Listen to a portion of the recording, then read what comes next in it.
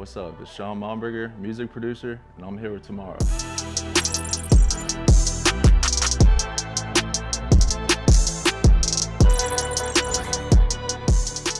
I started in Gainesville, Florida. That's where I'm from. Born and raised Gainesville, Florida. It's a small college country town.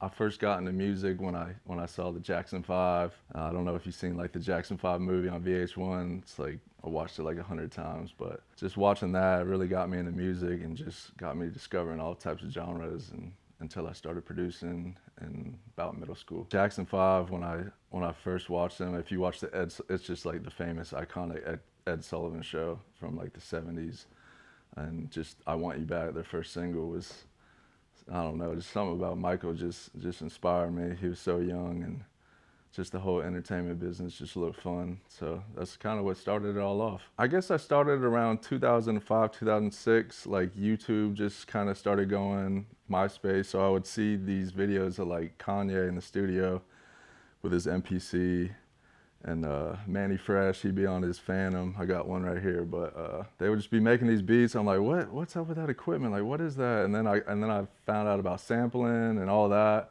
And that was kind of my first little taste of being like, damn, I really want to make beats. It looks super fun, and it's like, not like, I used to take piano lessons, and that was always seemed like work, and it was kind of boring. But once I saw Kanye on that MPC, I was just like, no, I have to start making beats. Kind of right when I started, I had like this little karaoke machine, and I'd record. It had like a tape player, like an old cassette tape.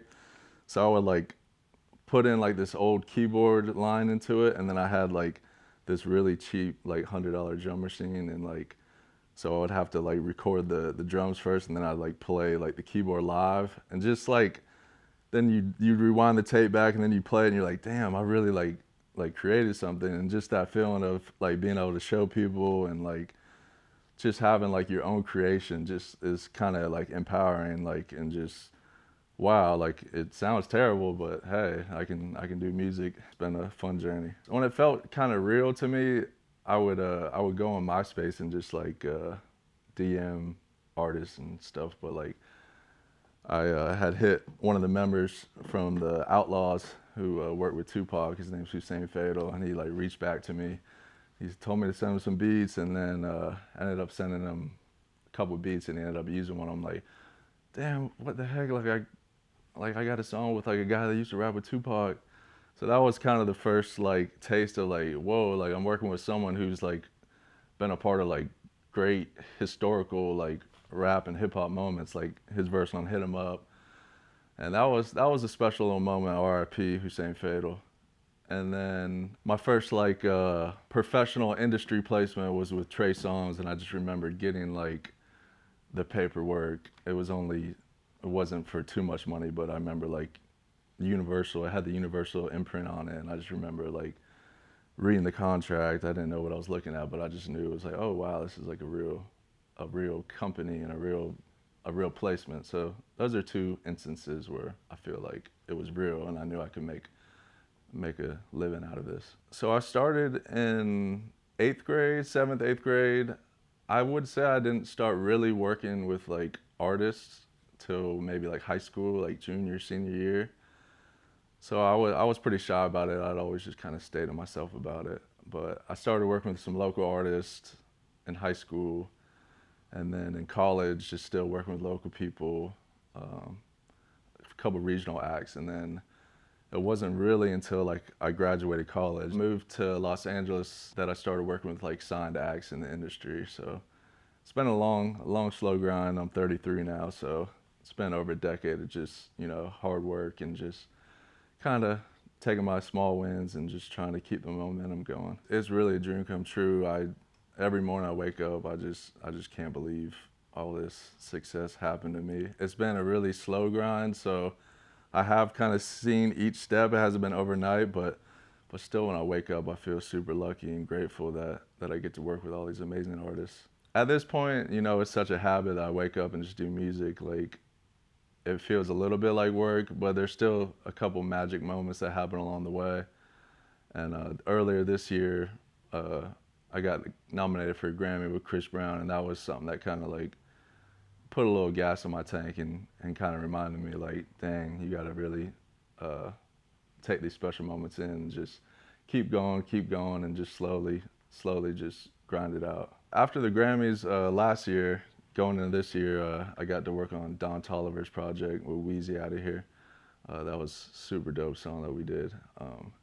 And then just towards the end of the year, I feel like I built a little momentum. I got to work on Doja Cat's album with London on the track. Thank you, London. And then just to end the year off strong, got to work with Jack Harlow.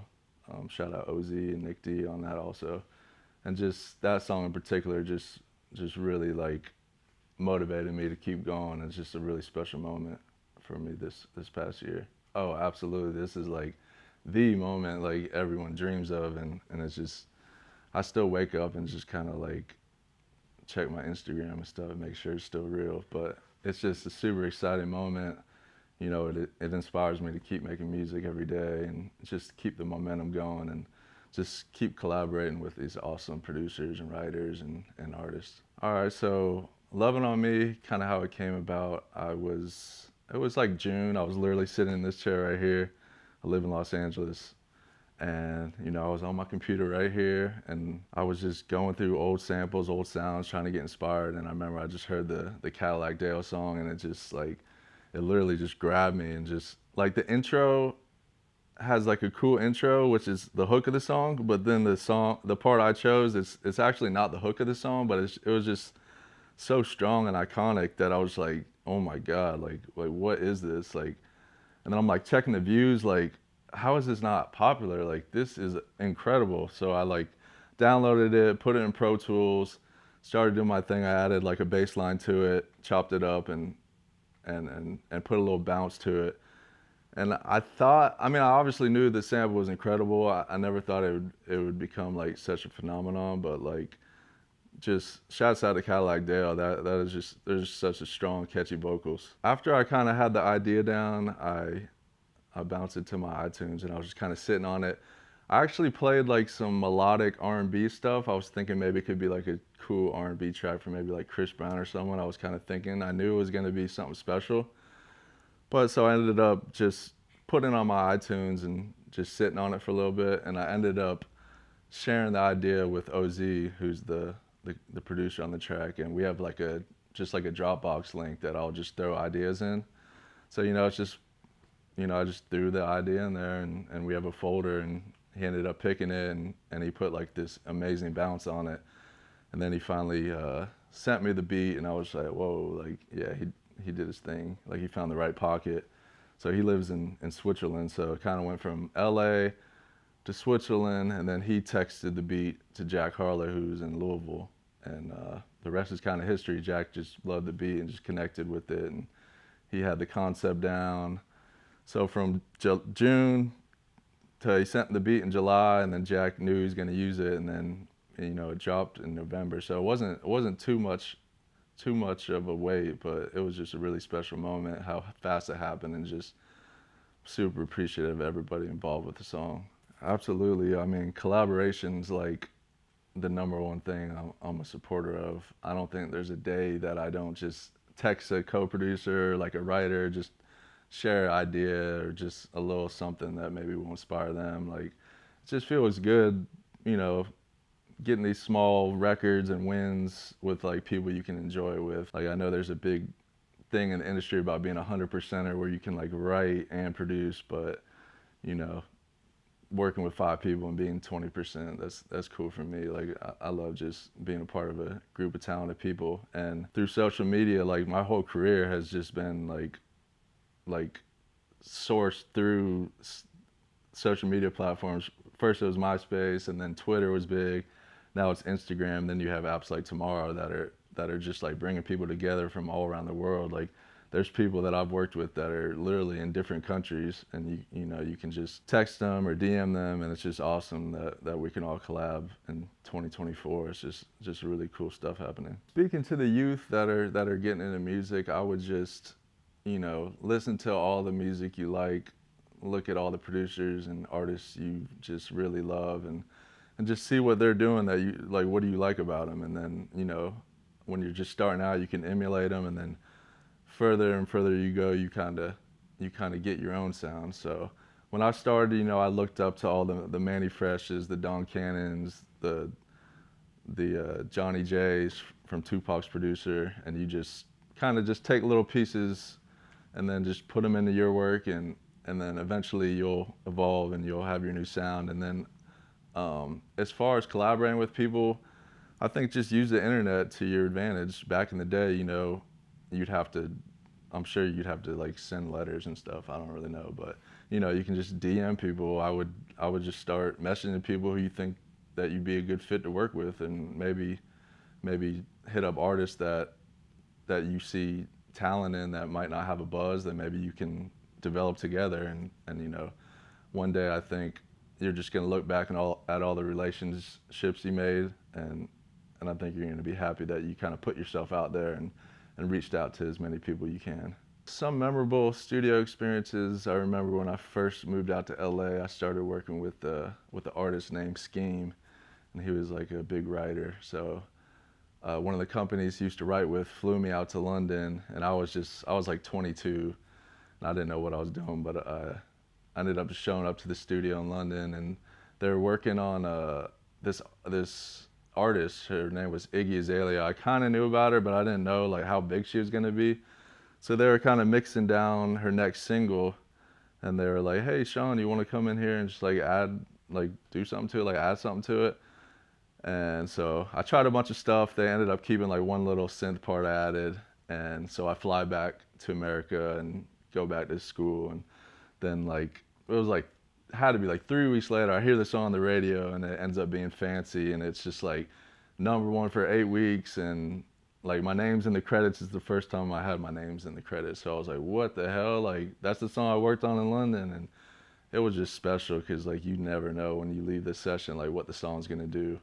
So that's just a really memorable moment. As far as working in the industry, you really can't say no to anything. It's like the movie Yes Man. I don't know if you've seen with Jim Carrey. Like you literally have to say yes to everything because you just never know what the opportunity or what the little session you think is just a waste of time, like what you think it's gonna be. Like it could just be the best song of your career. So I try to think of that movie when I'm working in the music industry. It's like, just Sean, just say yes to everything, just show up. It's all about just showing up and giving effort, because a lot of people they'll just skip out on sessions and maybe not show up to like a dummy mission or something. But I always love just, even if it's hard, just getting out of bed and just showing up every day. My favorite thing about what I do is meeting people who I never would have met if I didn't pick up my phone or step outside and decide I want to just do music and collaborate with people. Like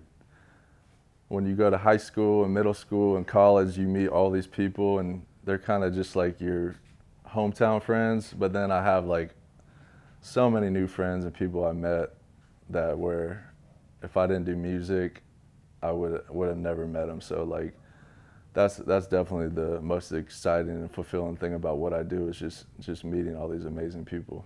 So when you're in the music industry and you start getting checks and you start getting placements, it's really easy to get all excited and go to the mall or the car lot and start buying stuff. But once you realize that the money that you get isn't really your money yet, because you have to pay something called taxes, that's when shit gets real. So once you realize that taxes are a real thing and even musicians get taxes, that's kind of when you start learning about financial literacy. In the music business, what you find out is that most of all your payments are advances. So an advance always has to be recouped. So you get this money up front and you don't realize like, oh wow, they like gave me the whole thing and like I'm not gonna get any more money, so I better save it.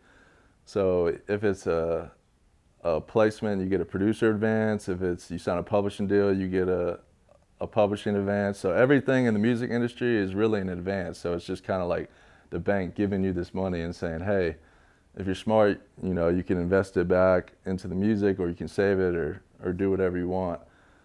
But the word advance is a very important word to learn when you're just starting out in the music industry. All right, so when I first got like my big check, what did I spend my money on? Well, first, you know, I had to get a new computer, which is like 7,000. You got to get all your equipment. But then I remember the first thing that I really just was like, wow, I shouldn't be doing this. I bought like or at least like a super dope house in the hills, like for a month, and it was like an absurd amount of money. But I was just like, man, it'd just be awesome to have a house in the hills and just like cook up, have all my fellow collaborators come through, and we'll just vibe out and just live life like it's a TV show, just making beats up in the hills. So I'd say that was like the first thing that I spent my money on that I was probably like, dang, I probably should like chill out. I'm not gonna tell my mom about that one. But yeah, I'd say that moment. This is Sean Momberger. You're tapped in with TmrO. Until next time.